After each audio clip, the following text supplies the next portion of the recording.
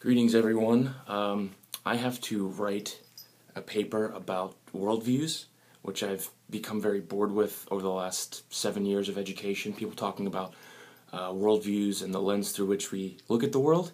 And I just wanted to say quickly that it's been told to me that I'm supposed to have a biblical worldview, and I think that that is the most oxymoronic thing I've ever heard in my life.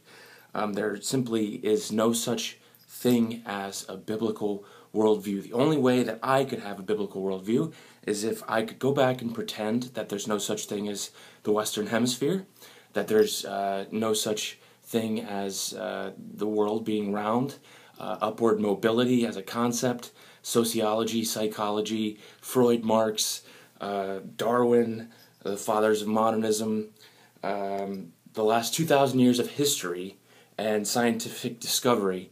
If I could go back and forget those things that I know and live in the ancient Near East, and my kitty wants to say hi here, and go back to that time and forget all of the more contemporary things that I know, then it might be possible for me to have a biblical worldview. In essence, people want to talk about a biblical worldview so that they can take the very circumstantial narratives of ancient history and apply it to contemporary settings, and by exalting their own interpretive ability and by suggesting that the Bible is somehow authoritative to their lives, they become authoritative and they hide behind the authority of the Bible. So I don't have a biblical worldview, and I don't think the Bible is my authority, and I'm not ashamed to say that. Jesus Christ as my brother is my authority. God as my Father through Christ, He is my authority. The Holy Spirit that the Father has sent into the world as a counselor and comforter, that is my authority. And the church as mother, I submit to those things as my authority. The Bible, which is a 2,000-year-old ancient text that is conducive to pointing to all of those authorities and the relational manner to which we relate to God the Father, Son, and Holy Spirit, and the church.